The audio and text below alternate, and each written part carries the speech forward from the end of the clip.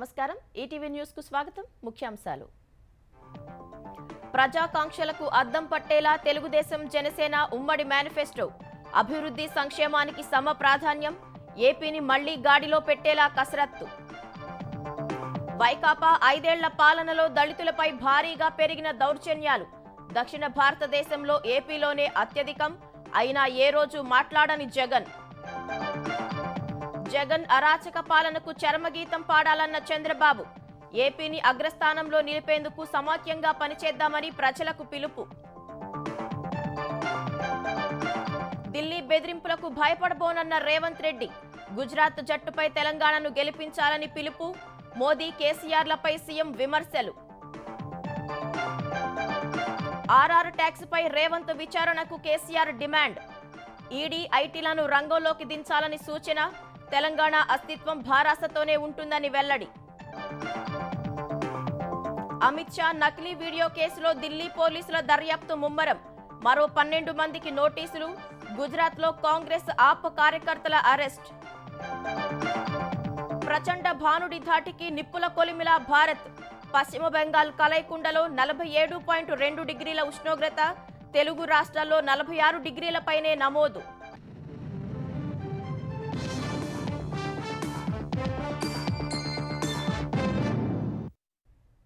Telugu Desam Janasena manifesto super hit కొట్టేలా ఉందన్న భావన సర్వత్రా వ్యక్తమవుతోంది. అన్ని వర్గాల ప్రజల ఆశలు ఆకాంక్షలకు పెద్దపీట వేస్తూ అభివృద్ధి సంక్షేమాన్ని సమతుల్యం చేస్తూ దార్శనిక పత్రంగా రూపొందించారు. వైకాపా 5 ఏళ్ల అరాచక పాలనలో విధ్వంసానికి గురైన వ్యవస్థల్ని మళ్లీ గాడిలో పెట్టేందుకు దెబ్బతిన్న వర్గాలకు భరోసానిచ్చేలా మేనిఫెస్టో ఉందనే చర్చ జరుగుతోంది. తెలుగుదేశం ఆవిర్భావం నుంచి పార్టీకి వెన్నుముక్కగా నిలిచిన బీసీలకు తెలుగుదేశం జనసేన ఉమ్మడి మేనిఫెస్టోలో పెద్దపీట వేశారు. ఉద్యోగులు వ్యాపారులతో పాటు అన్ని వర్గాల మధ్య సమతూకం పాటిస్తూ భవిష్యత్తుకు భరోసానిస్తూ మేనిఫెస్టో రూపకల్పన చేశారు. బీసీల రక్షణకు చట్టం, బీసీ సప్లాన్ ద్వారా 5 ఏళ్లలో 1,50,000 కోట్ల ఖర్చు, స్థానిక సంస్థలు నామినేటెడ్ పదవుల్లో 34% రిజర్వేషన్, చట్టసభల్లో 33% రిజర్వేషన్ కోసం తీర్మానం చేసి కేంద్రానికి పంపాలని తీర్మానించడంపై హర్షం వ్యక్తమవుతోంది. బీసీల స్వయం ఉపాధికి 5 ఏళ్లలో 10,000 కోట్ల వ్యయం, 5,000 కోట్లతో ఆదరణ పథకం, చేనేత కుటుంబానికి ఏడాదికి 24,000 ఆర్థిక సాయం, దేవాలయాల్లో పనిచేసే నాయి బ్రాహ్మణులకు 25,000 వేతనం వంటి అనేక నిర్ణయాల్ని మేనిఫెస్టోలో ప్రకటించారు. ఎస్సీ, ఎస్టీ, బీసీ, మైనారిటీలకు 50 ఏళ్లకే పింఛన్ వంటి చరిత్రాత్మక నిర్ణయాలు ప్రజల్లోకి బలంగా వెళ్లనున్నాయి. పింఛన్ను ఏప్రిల్ నుంచి 4,000 రూపాయలకు పెంచాలనే నిర్ణయం ప్రజలకు మరింత దగ్గర చేయనుంది. ఇప్పటికే 66 లక్షల మంది పింఛనుదారులు ఉండగా 50 ఏళ్లకే పింఛన్ వర్తింపు ద్వారా మరికొన్ని లక్షల మందికి లబ్ధి చేకూరనుంది. దేశ చరిత్రలో ఏ రాజకీయ పార్టీ తీసుకోని సంచలనాత్మక నిర్ణయం కూటమి తీసుకుంది. ప్రతి కుటుంబానికి 25 లక్షల రూపాయల ఆరోగ్య బీమా వర్తింపజేస్తామని హామీ ఇచ్చింది. ఇది ప్రజారోగ్య రంగంలో అనేక విప్లవాత్మక మార్పులకు నాంది పలకనుంది. కుటుంబంలో ఏ ఒక్కరైనా అనారోగ్యంతో ఆసుపత్రి పాలైతే ఇప్పుడున్న పరిస్థితుల్లో ఆ కుటుంబం ఆర్థికంగా కుంగిపోతుంది. ఆరోగ్యశ్రీ వంటి పథకాలు ఉన్నా ప్రైవేట్ ఆసుపత్రుల్లో సకాలంలో వైద్యం అందడం లేదు. 25 లక్షల ఆరోగ్య బీమాతో ₹1 ఖర్చు లేకుండా మెరుగైన ఆసుపత్రుల్లో వైద్యం పొందే అవకాశం దక్కనుంది. తెలుగుదేశం పార్టీకి మహిళలే మహాశక్తి. అందుకే వారి కోసం 3 గ్యాస్ సిలిండర్లు ఉచితంగా అందజేయడంతో పాటు మహిళలకు ఆర్టీసీ బస్సుల్లో ఉచిత ప్రయాణం కల్పించడం వంటి కీలక నిర్ణయాలు తీసుకున్నారు. గతంలో డ్వాక్రా సంఘాలకు 5 లక్షల వరకు వడ్డీ లేని రుణముండగా జగనొచ్చాక 3 లక్షలకు కుదించారు. ఇప్పుడు ఎన్డీఏ కూటమి 10 లక్షల వరకు వడ్డీ లేని రుణం అందిస్తామని హామీ ఇచ్చింది. ఉచిత ఇసుక విధానం మళ్లీ తెస్తామని హామీ ఇవ్వడంతో నిర్మాణ రంగం ఊపిరి పీల్చుకుంది. వార్షిక ఆదాయం 50,000కు పైన ఉన్న ఆలయాల్లోని అర్చకులకు కనీస వేతనం 15,000, 50,000 కన్నా తక్కువ ఆదాయం ఉన్న ఆలయాల్లో ధూప దీప నైవేద్యం కింద ఇచ్చే మొత్తాన్ని 10,000కు పెంచాలనే నిర్ణయం బ్రాహ్మణులకు ఎంతో ఊరటనిస్తుంది. జగన్ పాలనలో ఎక్కువ మోసానికి గురైంది యువతే.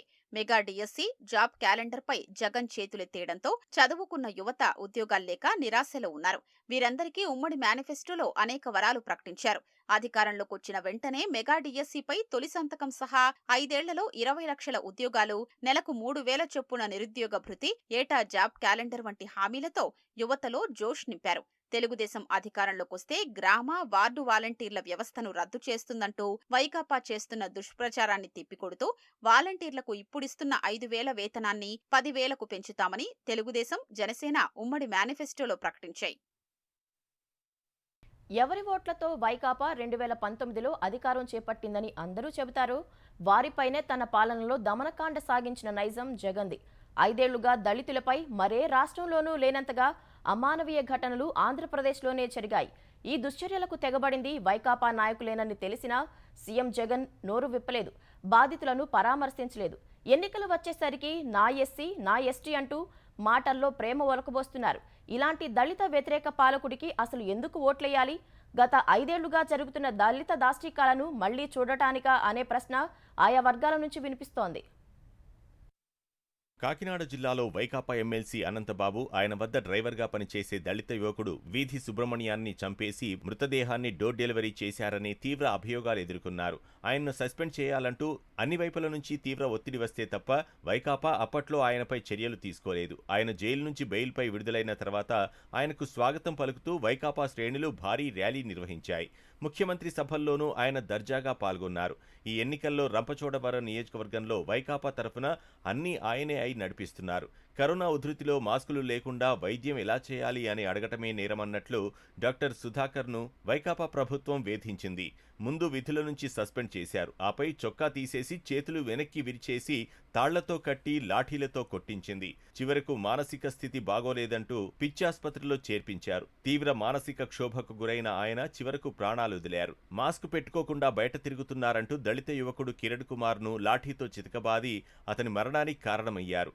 జగన్ ప్రభుత్వ వైఫల్యాలను ప్రశ్నించిన చిత్తూరు జిల్లాకు చెందిన మాజీ న్యాయాధికారి రామకృష్ణపై దాడికి పాల్పడ్డారు.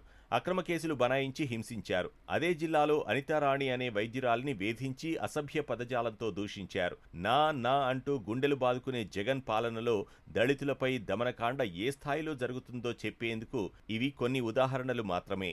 జగన్ సొంత జిల్లాలో పశుసంవర్ధక శాఖ డిప్యూటీ డైరెక్టర్గా పనిచేస్తున్న చిన్నా చెన్నను దారుణంగా చంపేశారు. ప్రకాశం జిల్లా సిఎస్పురం మండలంలో ఉపాధి హామీ పథకంలో అధికార వైకాపా నాయకులు అక్రమాలకు పాల్పడుతున్నారని ఫిర్యాదు చేసినందుకు దాసరి వెంకటరమణయ్యను అంతమొందించారు. అనకాపల్లి జిల్లా పిఎల్పురం ఎస్సీ కాలనీకి చెందిన 21 ఏళ్ల వడ్లమూరి నాగేంద్రను కాళ్లు చేతులు కట్టేసి వ్యవసాయ బావిలో పడేసి ప్రాణాలు తీశారు. ఇలా ఒకటా రెండా తమ ఆధిపత్యాన్ని ప్రశ్నించినా, ఎదురు తిరిగినా, అక్రమాలపై ఫిర్యాదు చేసినా దళితులను బలి తీసుకున్నారు. కాళ్లలో రాడ్లున్నాయి, కొట్టొద్దు సార్ అంటూ అలపు గిరీష్ బాబు అనే యువకుడు ప్రాధేయపడ్డా పోలీసులు కనికరించలేదు. రాడ్లు ఎక్కడున్నాయో చెప్పు అంటూ లాఠీకి రబ్బరు కట్టి కొట్టి రాక్షసానందం పొందారు. రాజకీయ నాయకుల మెప్పు కోసమే ఎస్ఐ ఇలా చేశారని Andhra Pradesh SC commission chairman M Victor Prasad బాధిత కుటుంబాన్ని పరామర్శించిన సందర్భంలో అన్నారు. వైకాపా నాయకులు, పోలీసులు కలిసిపోయి గత 5 ఏళ్లలో దళితుల్ని ఎంతగా వేధించారో చెప్పేందుకు కాకినాడ జిల్లాలో జరిగిన ఈ ఘటన చిన్న ఉదాహరణ మాత్రమే. 20 లక్షల అప్పు చేసి చెరువులో చేపలు పెంచితే వాటిని పట్టుకోనివ్వకుండా వైకాపా నాయకుడు, శ్రీశైలం ట్రస్ట్ బోర్డు సభ్యుడు కేతిరెడ్డి జగదీశ్వర్ రెడ్డి, ఆయన అనుచరుడు సురేష్ రెడ్డి అడ్డుకుంటున్నారంటూ ఎస్పీకి లేఖ రాసి నెల్లూరు జిల్లా కావలికి చెందిన దుగ్గిరాల కరుణాకర్ ఆత్మహత్య చేసుకున్నారు. జగదీశ్వర్ రెడ్డి కాళ్లు పట్టుకున్నా కనికరించలేదని లేఖలో వాపోయారు. నెల్లూరు జిల్లా కందమూరుకు చెందిన ఉదయగిరి నారాయణ గతేడాది జులైలో అనుమానాస్పద స్థితిలో మృతి చెందారు. ఆయన్ను పోలీసులు కొట్టి చిత్రహింసలకు గురిచేశారని, చివరకు ఆత్మహత్యగా చిత్రీకరించారని మృతుడి కుటుంబ సభ్యులు ఆరోపించారు. తప్పు చేసిన వారికి శిక్ష పడుతుందనే భయం ఉంటే ఎవరైనా సరే ఆ తప్పు చేయడానికి వెనకంజ వేస్తారు. కానీ ఎస్సీ ఎస్టీలపై నేరాలకు తెగబడుతున్న వారికి శిక్షలు పడేలా చేయడంలో జగన్ ప్రభుత్వం ఘోరంగా విఫలమైంది. మెజార్టీ కేసుల్లో అధికార పార్టీ నాయకులే నిందితులుగా ఉండడంతో లోతైన దర్యాప్తు చేయలేదు, శాస్త్రీయ ఆధారాలు సేకరించలేదు, అభియోగ పత్రాలు మొక్కుబడిగా దాఖలు చేశారు. ఫలితంగా అత్యధిక శాతం కేసులు వీగిపోయాయి. వీటిలోనూ అప్పీలుకు సైతం వెళ్లలేదు. దళితులపై దాడుల్లో దక్షిణ భారతంలోనే ఏపీని అగ్రస్థానంలో నిలిపిన ఘనత జగన్దే. కర్ణాటక, తమిళనాడుల్లో కన్నా ఏపీలోనే ఎక్కువ నేరాలు జరిగాయి. 2019 నుంచి 2022 మధ్య ఒక్క ఏడాది మినహా మిగతా అన్ని సంవత్సరాల్లోనూ ఎన్సీఆర్బీ గణాంకాల ప్రకారం దళితులపై దాడుల్లో దక్షిణ భారతదేశంలో ఏపీదే తొలి స్థానం. ముఖ్యమంత్రి జగన్ సొంత ఊరిలో ఆయన భార్యనే వైకాపా నేతలు నిలదీశారంటే ప్రజల్లో మార్పు మొదలైందని తెలుగుదేశం అధినేత చంద్రబాబు అన్నారు. ప్రజలందరిలో ఈ ధైర్యం రావాలని ఆయన పిలుపునిచ్చారు. దెందులూరు, తెనాలి ప్రజాగళం సభల్లో పాల్గొన్న చంద్రబాబు వైకాపాపై విమర్శనాస్త్రాలు సంధించారు. జగన్ అరాచక పాలనకు చర్మగీతం పాడాలన్న చంద్రబాబు మతం, కులం ప్రాతిపదికన వైకాపా విద్వేషాలు రెచ్చగొడుతోందని మండిపడ్డారు. ముస్లింలకు రంజాన్ తోఫా, పెళ్లి కానుక, షాదీఖానాలు కట్టించింది తెలుగుదేశమేనని గుర్తు చేశారు. జగన్ పాలన విధ్వంసంతో మొదలైందని, ఆయన్ను ఎన్నికల్లో సాగనంపాలని చంద్రబాబు పిలుపునిచ్చారు. కూల్చేయమని ఆర్డర్ ఇచ్చిన ముఖ్యమంత్రి ఏం తమ్ముళ్ళు విధ్వంసంతో ప్రారంభమైంది పరిపాలన అవునా కాదా అని మిమ్మల్ని అడుగుతున్నా. ఇంకొక పక్క దోపిడి, ఏది దొరికినా ఆయనకే కావాలి. ఆయన ఒక్కడ బాగుంటే మనం ఏమి నాశనం అయిపోయినా మా తమ్ముళ్ళందరూ చెప్తాను. అవన్నీ చాలా ఉన్నాయి తమ్ముళ్ళు, ఒకటి రెండు కాదు. 3 ముక్కలు వచ్చి తిక్కలాట్లాడి 3 రాజధానుల పేరుతో అసలు 10 ఏళ్ల తర్వాత రాజధాని లేకుండా చేసేశాడు. కానీ ఏమీ చేయలేక నష్టపోయాం. ఒకటే మార్గం, మళ్ళీ అందరం కలిసి సమైక్యంగా పట్టుగా ముందుకు పోయి ఈ రాష్ట్రాన్ని ముందుకు తీసుకుపోయి దేశంలోనే నెంబర్ 1 రాష్ట్రంగా తయారు చేయాలనేది నా అభిమతం. పోలవరం నిర్వాసితులకు న్యాయం చేయని వైకాపాను ఆ ప్రాజెక్టులోనే కలిపేయాలని జనసేన అధ్యక్షుడు పవన్ కళ్యాణ్ పిలుపునిచ్చారు. పోలవరం నిర్వాసితులకు న్యాయం చేస్తామని ఏలూరు జిల్లా కొయ్యలగూడెంలో నిర్వహించిన వారాహి విజయభేరి బహిరంగ సభలో హామీ ఇచ్చారు. కూటమి ప్రభుత్వం వచ్చాక సిపిఎస్ కు పరిష్కారం చూపుతామని చెప్పారు. కూటమి అభ్యర్థులను గెలిపించి నిజమైన ప్రజాస్వామ్యానికి బాటలు వేయాలని పవన్ కళ్యాణ్ కోరారు. గిరిజనేతర ప్రజలకు నిలబడటానికి నేను స్వయంగా నేను ట్యాక్స్ విధించుకున్నాను. నేను ₹1 కోటి ఆ సెస్ ఫండ్కి నేను ఇస్తాను. మహేష్ యాదవ్ గారు కూడా చెప్తున్నారు ఆ 33,000 కోట్లు ఎలా తీసుకొస్తామంటానికి నేను చెప్పిన దానికి మహేష్ గారు ఒకటే చెప్తా ఉన్నారు. నేను కూడా పోలవరం పునరావాసం కోసం నేను కూడా ఆ ఆర్ఎన్ఆర్ కోసం నేను కూడా ₹1 కోటి నేను ప్రకటిస్తున్నానని చెప్తా ఉన్నా. ఏం చేస్తాను చెప్పండి. మన రాష్ట్రాన్ని ఎవరు రక్షిస్తాడు? మనమే రక్షించుకోవాలి, మనమే నిలబడాలి. అక్రమ కేసులకు ఢిల్లీ పోలీసులకు భయపడేది లేదని ముఖ్యమంత్రి రేవంత్ రెడ్డి స్పష్టం చేశారు. గుజరాత్ పెత్తనమో, తెలంగాణ పౌరుషమో తేల్చుకుందామన్నారు. సార్వత్రిక ఎన్నికల నేపథ్యంలో జమ్మికుంట, భూపాలపల్లి, బాలాపూర్, ఆర్కేపురంలో బహిరంగ సభలు, రోడ్ షోలు, కార్నర్ మీటింగుల్లో రేవంత్ పాల్గొన్నారు. కేసీఆర్ కు ఇక పదవి కలేనని, సీసా ఖాళీ అయ్యిందంటూ ఎద్దేవా చేశారు. కేంద్రంలో సంకీర్ణం వస్తుందని చెబుతున్న కేసీఆర్ ను కాంగ్రెస్ దగ్గరకు రానివ్వదన్నారు. తెలంగాణకు వచ్చిన ప్రధాని మోదీ కేసీఆర్ ప్రసంగాన్ని కాపీ కొట్టారని విమర్శించారు. భాజపా నుంచి ఎంపీగా పోటీ చేస్తున్న విశ్వేశ్వర్ రెడ్డి రాజకీయాలను వ్యాపారంగా చూస్తున్నారని ఆరోపించారు. అసెంబ్లీ ఎన్నికల సెమీఫైనల్స్ లో కేసీఆర్ కు బుద్ధి చెప్పినట్లే లోక్సభ ఎన్నికల ఫైనల్స్ లో భాజపాను గద్దెదించాలని రేవంత్ రెడ్డి ప్రజలను కోరారు. మరి మా కార్యకర్తలు అనుకుంటున్నారు చంద్రశేఖరరావు ఖతం అయింది కాబట్టి ఆట మొత్తం అయిపోయిందని. ఆట అయిపోలే నాయన. ఆట సెమీఫైనల్స్ డిసెంబర్ లో మనం గెలిచింది. ఇప్పుడు finals Telangana team versus Gujarat team. Telangana team కు రాహుల్ గాంధీ, రేవంత్ రెడ్డి కెప్టెన్ అయితే గుజరాత్ టీం కు నరేంద్ర మోడీ, అమిత్ షా కెప్టెన్. నరేంద్ర మోడీ తెలంగాణలో సీట్లు రావని తెలుసుకొని పోలీసులను పంపించాడు. ఆయనకు మొదటి నుంచి అలవాటు ఉంది ఈడీ, ఇన్కమ్ ట్యాక్స్, సిబిఐలను పెట్టి భయపెట్టేది. ఇక వాటి వల్ల కూడా కాలే, ఇప్పుడు ఢిల్లీ పోలీసులను పంపించాడు. నేను అడుగుతున్న మా సోదరులని, మీ రేవంత్ అన్న పోలీసులకు భయపడతాడా? ముఖ్యమంత్రి రేవంత్ రెడ్డి తెలంగాణలో ఆర్ఆర్ ట్యాక్స్ వసూలు చేస్తున్నారని ప్రధాని నరేంద్ర మోదీ చెప్పిన మాటలు నిజమైతే వెంటనే సీఎంపై విచారణ జరిపించాలని భారాస అధినేత కేసీఆర్ డిమాండ్ చేశారు. అడ్డగోలు వాగ్దానాలతో ప్రజలను మోసం చేసిన కాంగ్రెస్ కు లోక్సభ ఎన్నికల్లో బుద్ధి చెప్పాలని కేసీఆర్ పిలుపునిచ్చారు. లోక్సభ ఎన్నికల ప్రచారంలో భాగంగా భద్రాద్రి కొత్తగూడెంలో బస్సు యాత్ర కొనసాగించిన ఆయన కాంగ్రెస్, భాజపాలపై విమర్శలు చేశారు. సింగరేణిని ముంచేందుకు రేవంత్ రెడ్డి, మోదీ కుట్ర చేస్తున్నారని ఆరోపించారు. భాజపా, కాంగ్రెస్లలో ఎవరికి ఓటు వేసినా గోదావరిలో వేసినట్టేనని, తెలంగాణ ప్రజలకు లాభం జరగదని అన్నారు. భారాసతోనే తెలంగాణ అస్తిత్వం, ఆత్మగౌరవం నిలబడతాయని కేసీఆర్ స్పష్టం చేశారు. ఈ రాష్ట్ర ముఖ్యమంత్రి ఆర్ ట్యాక్స్ వసూలు చేస్తా ఉన్నాడు అని నరేంద్ర మోడీ మాట్లాడుతూ ఉన్నాడు. అది నిజమే అయితే మీరిద్దరు మిలాఖత్ కాకపోతే మరి వెంటనే ముఖ్యమంత్రి మీద ఎంక్వైరీ ఆదేశం చేయి, వెంటనే ఈడీని దించు, ఐటీని దించు, ఎక్కడెక్కడ దొంగతనం జరుగుతుందో పట్టుకో. అది చాటగా నరేంద్ర మోడీకి.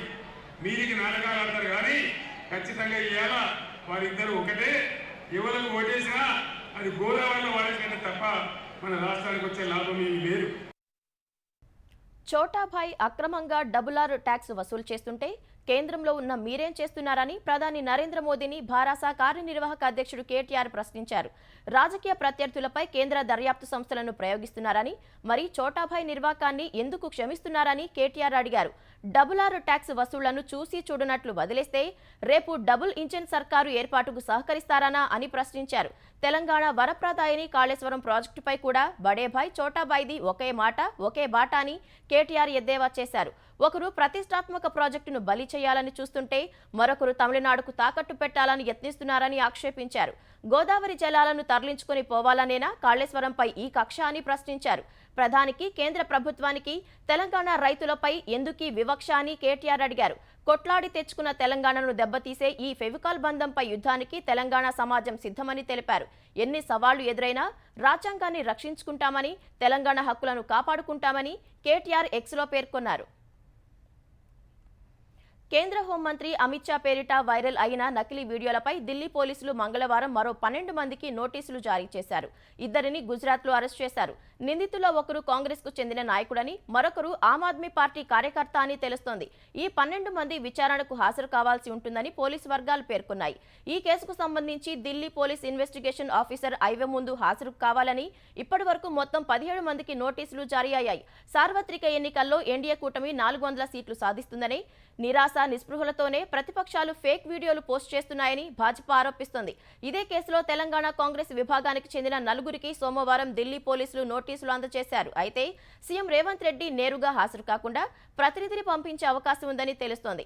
అమిత్ షా ఈ నెల 23న తెలంగాణలో జరిగిన విజయ సంకల్ప సభలో పాల్గొన్నారు. భాజపా అధికారంలోకి వస్తే రాజ్యాంగ విరుద్ధమైన ముస్లిం రిజర్వేషన్లను రద్దు చేసి ఎస్సీ, ఎస్టీ, ఓబీసీలకు వాటిని వర్తింపచేస్తామని అమిత్ షా చెప్పారు.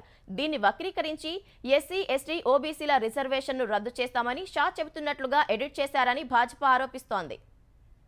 ఆంధ్రప్రదేశ్లో ఇంటింటికి పింఛన్ అందించేందుకు ఉన్న అవకాశాలను కావాలనే ప్రభుత్వాధికారులు వినియోగించుకోవడం లేదనే ఆరోపణలు వినిపిస్తున్నాయి. గుంటూరు జిల్లా అధికారుల ప్రయత్నంతో ఇంటింటికి పింఛన్ల పంపిణీ ఎంత సులువో నిరూపితమైంది. గుంటూరు జిల్లా కాకుమాను మండలంలో బ్యాంకుల్లో నగదు జమ కారణంగా ఎలాంటి ఆందోళనకు గురికావద్దని సచివాలయ సిబ్బంది ఇంటింటికి వెళ్లి చెప్పారు. 3 గంటల్లోనే ఈ పనిని వారు పూర్తి చేశారు. నగదు జమ గురించి చెప్పిన వారికి ఇంటి వద్దే పింఛన్ డబ్బులు అందజేయడానికి మరో 1-2 గంటల సమయం పట్టవచ్చు. లేకుంటే 2 రోజుల్లోనైనా పూర్తి చేస్తారు. ఈ విషయాన్నే విపక్షాలు చెబుతున్నా వైకాపా ప్రభుత్వం చెవికెక్కించుకోకుండా మండు టెండర్లో వృద్ధులను బయటకు రప్పించే రాక్షస క్రీడను కొనసాగిస్తూనే ఉంది. ఏపీలో 65.49 లక్షల మంది పింఛనుదారులుంటే 48.92 లక్షల మందికి ఖాతాల్లో నగదు జమ చేస్తున్నారు. మిగిలిన 16.57 లక్షల మంది ఇళ్లకు వెళ్లి ఇవ్వాలి. ఎలాగూ సచివాలయ సిబ్బందిని ఇళ్ల వద్దకు పంపుతున్నారు. వారితోనే అందరికీ ఇళ్ల వద్దే పింఛను ఇప్పించవచ్చు. అయినా సరే సీఎస్ జవహర్ రెడ్డి మాత్రం వైకాపాకు వంతపాడేలా పింఛను పంపిణీని ఎంత సమస్యాత్మకంగా మార్చవచ్చో అంతా చేస్తున్నారు. మంత్రి పెద్దిరెడ్డి రామచంద్రారెడ్డి అరాచకాలు, దాడులు, దౌర్జన్యాలకు అడ్డు లేకుండా పోయిందని తెలుగుదేశం సీనియర్ నేత వర్ల రామయ్య ధ్వజమెత్తారు. పుంగనూరు నియోజకవర్గం ఆంధ్రప్రదేశ్లో లేదా అని ఆయన ప్రశ్నించారు. అక్కడ మంత్రి పెద్దిరెడ్డి ప్రత్యేక సామ్రాజ్యం నడుపుతున్నారా అని నిలదీశారు. పుంగనూరులో తెలుగుదేశం పార్టీకి చెందిన ప్రచార రథాలు తలగబెట్టారన్న ఆయన నియోజకవర్గంలో పరిస్థితులు, ఇతర విషయాలపై ఈసీకి ఫిర్యాదు చేశారు. ఎన్నికలు సజావుగా జరగాలంటే కేంద్ర బలగాలను తీసుకురావాలని కోరినట్లు వర్ల రామయ్య చెప్పారు. నియోజకవర్గం ఎక్కడైతే గౌరవ మంత్రి వర్యులు పెద్దిరెడ్డి రామచంద్రారెడ్డి గారు ఆయన నియోజకవర్గం అంతా కూడా అదొక సపరేట్ సామ్రాజ్యం. అది ఆంధ్రప్రదేశ్ రాష్ట్రంలో ఆ నియోజకవర్గం ఉన్నట్లు కాదు, అదొక ప్రత్యేకమైన సామ్రాజ్యం అయింది. అక్కడ కానిస్టేబుల్ దగ్గర నుంచి అక్కడ డివిజన్ డిఎస్పీ వరకు ఆయన సొంత మనుషులు. అతను ఏం చెబితే ఆ పనే చేస్తారు. అదే సాక్ష్యాధారాలతో సహా మేము చూపించాం. అక్కడ మా ప్రచార రథాలతో టీడీపీ వాళ్ళకి ఈ నియోజకవర్గంలో పడుతుంది. మీ బాబు సొమ్మ, మీ తాత సొమ్మ నియోజకవర్గం ప్రచార రథాలు తగలబెడతారట, వెంటబడి కొడతారట. అక్కడ పోలీసులు నిస్తేజంగా చూస్తుంటారు, డ్రామా చూస్తుంటారు అక్కడంతే. ఎన్నికల కోడ్ అమల్లో ఉన్నప్పటికీ ఆంధ్రప్రదేశ్లో వైకాపా దౌర్జన్యాలు, దాడులకు అడ్డు అదుపు లేకుండా పోతోంది. అనంతపురం జిల్లా ఉరవకొండ పాతపేట వడ్డే వీధిలో ఉంటున్న తెలుగుదేశం కార్యకర్త కార్తీక్ పై వైకాపా మూకలు దాడి చేసి గాయపరిచాయి. తెలుగుదేశం ప్రచార రథం వద్ద సందడి చేస్తున్న కార్యకర్తలకు వద్దకు ఆది అనే వైకాపా కార్యకర్త ద్విచక్ర వాహనంతో వచ్చి విన్యాసం చేశాడు. తెలుగుదేశం కార్యకర్తలు అతనిని హెచ్చరించి పంపారు. విషయం తెలుసుకున్న వైకాపా మూకలు గుంపుగా వచ్చి కార్తీక్ ను చితకబాదారు. గాయపడిన కార్తీక్ ను అనంతపురం ప్రభుత్వ ఆసుపత్రికి తరలించారు. ఘటనకు కారకులైన వారిపై చర్యలు తీసుకోవాలని తెలుగుదేశం నాయకులు డిమాండ్ చేస్తున్నారు. ఆంధ్రప్రదేశ్లో 175 శాసనసభ నియోజకవర్గాలకు 2387 మంది అభ్యర్థులు పోటీలో ఉన్నట్లు ఎన్నికల సంఘం ప్రకటించింది. 318 మంది అభ్యర్థులు తమ నామినేషన్లు ఉపసంహరించుకున్నట్లు తెలిపింది. శాసనసభకు అత్యధికంగా తిరుపతిలో 46 మంది, మంగళగిరిలో 40 మంది అభ్యర్థులు పోటీలో నిలిచారు. ఏపీలోని 25 లోక్సభ స్థానాలకు నామినేషన్ల ఉపసంహరణ తర్వాత 454 మంది బరిలో ఉన్నారు. 49 మంది నామినేషన్లు ఉపసంహరించుకున్నారు. అత్యధికంగా విశాఖలో 33 మంది, నంద్యాల 31, గుంటూరులో 30 మంది అభ్యర్థులు పోటీలో ఉన్నారు. భాజపా భారాసలను నమ్మి మోసపోవద్దని తెలంగాణ ఉప ముఖ్యమంత్రి భట్టి విక్రమార్క, రెవెన్యూ మంత్రి పొంగులేటి శ్రీనివాసరెడ్డి ప్రజలను కోరారు. ఖమ్మం జిల్లా వైరా నియోజకవర్గంలో కాంగ్రెస్ అభ్యర్థి రామసహాయం రఘురాంరెడ్డికి మద్దతుగా వారు రోడ్ షో నిర్వహించారు. వైరా కొనిచెర్లలో ఏర్పాటు చేసిన కార్నర్ మీటింగ్లో ప్రచారం చేశారు. మోదీతో చేతులు కలిపిన భారాస లోక్సభ ఎన్నికల్లో గెలిస్తే దేశంలో భాజపాకు ఓటేయడానికి మాత్రమే పనికి వస్తుందని భట్టి ఎద్దేవా చేశారు. 10 ఏళ్ల భాజపా పాలనలో తెలంగాణకు ఒరిగిందేమీ లేదన్నారు. విభజన హామీలు ఏ ఒక్కటి అమలు చేయలేదని విమర్శించారు. డబుల్ బెడ్రూమ్ ఇల్లు ఇస్తా అని చెప్పినటువంటి బీఆర్ఎస్ పార్టీ కనీసం ఒక గజం స్థలం ఇవ్వలేదు, ఒక ఇల్లు శాంక్షన్ చేయలేదు. అటువంటి పెద్ద మనుషులు మళ్ళీ వైరా మీద నుంచి పోతూ మాకు ఓటేయండి అని అడుగుతున్నారు. అటువంటి పార్టీని దరిదాపులు కూడా రానియొద్దని చెప్తూ వారితో పాటు భారతీయ జనతా పార్టీ ఈరోజు దేశాన్ని అమ్మకాన్ని పెట్టారు. అనాదిగా ఈ దేశాన్ని స్వాతంత్రం తీసుకొచ్చి ఈ దేశంలో ప్రభుత్వ రంగ సంస్థలు స్థాపించి సంస్థల్ని, వ్యవస్థల్ని, ఆస్తుల్ని కూడగట్టి కాంగ్రెస్ పార్టీ దేశానికి అప్పచెప్తే వాటన్నిటిని అమ్మకానికి పెట్టేసి ఈ రోజు మేము అమ్ముతాం బలాదూరుగా, మాకు మరొక్కసారి ఓటేయండి అని చెప్పి బయలుదేరిన నరేంద్ర మోడీకి కూడా బుద్ధి చెప్పాల్సినటువంటి అవసరం. తెలంగాణ సమస్యల కోసం పోరాడే పార్టీ భారాస మాత్రమేనని మాజీ మంత్రి హరీష్ రావు అన్నారు. కాంగ్రెస్ భాజపాలకు రాజకీయ ప్రయోజనాలు తప్ప మరేమీ పట్టదని విమర్శించారు. లోక్సభ ఎన్నికల ప్రచారంలో భాగంగా మెదక్ అభ్యర్థి వెంకట్రామరెడ్డికి మద్దతుగా దుబ్బాక నియోజకవర్గం దౌలతాబాద్, సిద్దిపేట జిల్లా జగదేవ్పూర్లో హరీష్ రావు ప్రచారం చేశారు. రేవంత్ రెడ్డి ప్రభుత్వం రివర్స్ గేర్లో నడుస్తోందని ఆరోపించారు. కాంగ్రెస్ పార్టీ వాళ్లు ఓటు అడగడానికి వస్తే హామీలపై నిలదీయాలని సూచించారు. భాజపాకు చెప్పుకోవడానికి పథకాలే లేవని ఆయన ఎద్దేవా చేశారు.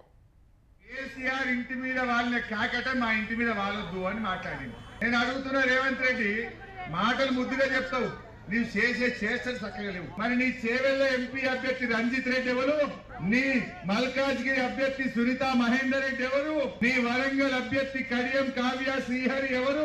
సికింద్రాబాద్ లో పోటీ చేస్తున్న దానం నాగేందర్ ఎవరు? కాకులను వాళ్ళని నువ్వు గద్దల లెక్కపోయినావు రేవంత్ రెడ్డి. అన్ని అబద్ధాలు. ఆయన మాటలు ఒక్కటి కూడా నమ్మకట్టు ఉండదు. దుబ్బాకలు గెలవనివి, దుబ్బాకలు సేవ చేయనివి రేపు గజ్వేల్లో చేస్తావా? అది ఉత్తమ మాట.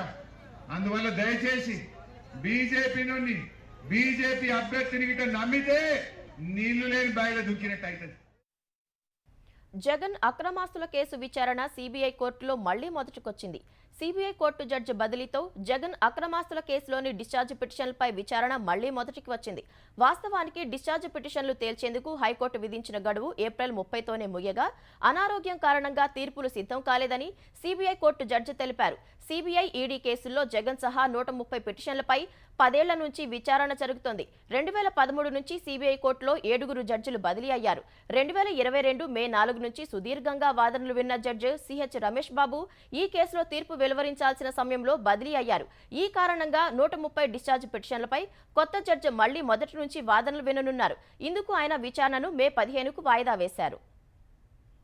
ఆర్థికంగా సవాళ్లను ఎదుర్కొంటున్నట్లు చైనా అంగీకరించింది. ప్రపంచంలోనే రెండో అతిపెద్ద ఆర్థిక వ్యవస్థగా చైనా ఉంది. డిమాండ్ క్షీణించడం, అనిశ్చితమైన వెలుపదిలి పరిస్థితుల వల్ల ఆర్థికంగా సవాళ్లు ఎదురైనట్లు అధ్యక్షుడు జిన్పింగ్ నేతృత్వంలోని చైనా కమ్యూనిస్టు పార్టీ సిపిసి తెలిపింది. పరిస్థితిని చక్కదిద్దేందుకు దేశీయ, సామాజిక, ఆర్థిక పథకాలపై సమన్వయం అవసరమని పేర్కొంది. దిద్దుబాటు చర్యల కోసం జూలైలో సిపిసి సెంట్రల్ కమిటీ సమావేశం ప్లీనంలో చర్చించాలని నిర్ణయించింది. నిజానికి ప్లీనం గత ఏడాది అక్టోబర్, నవంబర్ నెలల్లో సమయంలోనే జరగాల్సి ఉంది. ఆర్థిక క్లిష్టత కారణంగా వాయిదా పడుతూ వస్తుంది. కోవిడ్-19 మహమ్మారి, స్థిరాస్తి రంగంలో సంక్షోభం కారణంగా చైనా ఆర్థిక వ్యవస్థ మందగమనంలో కొనసాగుతోంది. స్థానికంగా, విదేశాల్లోనూ చైనా సంస్థలు క్లిష్ట పరిస్థితులను ఎదుర్కొంటున్నట్టు 24 మందితో కూడిన China communist party polit bureau సమావేశం తెలిపింది. అనేక వ్యాపార సంస్థలు నిర్వహణ భారంతో ఇబ్బందులు పడుతున్నాయని, ప్రైవేటు సంస్థలు విదేశాలకు తరలిపోకుండా జాగ్రత్తలు తీసుకుంటామని పేర్కొంది. విదేశీ పెట్టుబడులను ఆకర్షించేందుకు కృషి చేస్తామని అధ్యక్షుడు జిన్పింగ్ చెప్పినట్లు సమాచారం. ప్రచండ భానుడి ప్రతాపానికి దేశంలోని అనేక ప్రాంతాలు నిప్పుల కొలిమిలా మండిపోతున్నాయి. పశ్చిమ బెంగాల్లోని కలైకుండలో గరిష్టంగా 47.2 డిగ్రీల సెల్సియస్ నమోదైంది. ఈ సీజన్లో అక్కడ సాధారణం కంటే 10.4 డిగ్రీలు ఎక్కువగా నమోదైనట్లు భారత వాతావరణ విభాగం ఐఎండీ వెల్లడించింది. ఏప్రిల్ నెలలో దేశవ్యాప్తంగా ఈ స్థాయిలో ఉష్ణోగ్రత నమోదవటం ఇదే తొలిసారని పేర్కొంది. వేసవిలో చల్లదనం కోసం పర్యాటకులు క్యూ కట్టే ప్రసిద్ధ హిల్ స్టేషన్లైన తమిళనాడులోని ఊటీలో 29.4 డిగ్రీలు, మహారాష్ట్రలోని మాథేరన్లో 37 డిగ్రీల సెల్సియస్ ఉష్ణోగ్రతలు నమోదయ్యాయి. ఊటీలో గతంలో ఏప్రిల్లో నమోదైన అత్యధిక ఉష్ణోగ్రత 28.5 డిగ్రీల సెల్సియస్. ఇది 1986లో నమోదైంది. ఇప్పుడు ఆ రికార్డు బద్దలైపోయింది. ఒడిశా, పశ్చిమ బెంగాల్, ఆంధ్రప్రదేశ్, తెలంగాణలోని అనేక నగరాలు, పట్టణాలలో 44 నుంచి 46 డిగ్రీల సెల్సియస్ కంటే ఎక్కువ ఉష్ణోగ్రతలు నమోదు కావడంతో ప్రజలు అల్లాడిపోతున్నారు. తెలుగు రాష్ట్రాలను ఎండలు ఠారెత్తిస్తున్నాయి. ఆంధ్రప్రదేశ్లోని కర్నూలు జిల్లా జి సింగవరంలో మంగళవారం 46.4 డిగ్రీల గరిష్ట ఉష్ణోగ్రత నమోదైంది. నంద్యాల జిల్లా గోస్పాడులో 46.3 డిగ్రీలు రికార్డైంది. 15 జిల్లాల్లో ఉష్ణోగ్రతలు 44 డిగ్రీలకు పైగా నమోదైనట్లు ఏపీ విపత్తుల నిర్వహణ సంస్థ తెలిపింది. తెలంగాణలో అత్యధిక గరిష్ట ఉష్ణోగ్రత 46 డిగ్రీలు దాటింది. జగిత్యాల, నల్గొండ, కరీంనగర్ జిల్లాలో గరిష్ట ఉష్ణోగ్రతలు 46 డిగ్రీలకు ఎగువన నమోదయ్యాయి. సిద్దిపేట, మంచిర్యాల, ములుగు, గద్వాల, నిర్మల్ జిల్లాల్లో 46 డిగ్రీల గరిష్ట ఉష్ణోగ్రతలు రికార్డయ్యాయి. వరంగల్, జనగామ, పెద్దపల్లి, జయశంకర్, కుమరంభీం, మహబూబాబాద్, నారాయణపేట్, ఖమ్మం, సూర్యాపేట, మేడ్చల్ మల్కాజ్గిరి, వికారాబాద్, వనపర్తి, నాగర్ కర్నూల్, సిరిసిల్ల, భద్రాద్రి, సంగారెడ్డి, హన్మకొండ జిల్లాల్లో 45 డిగ్రీల గరిష్ట ఉష్ణోగ్రతలు నమోదయ్యాయి. యాదాద్రి, నిజామాబాద్, కామారెడ్డి, రంగారెడ్డి, ఆదిలాబాద్ 44, మెదక్, హైదరాబాద్లలో 43 డిగ్రీల గరిష్ట ఉష్ణోగ్రతలు నమోదైనట్లు హైదరాబాద్ వాతావరణ కేంద్రం తెలిపింది.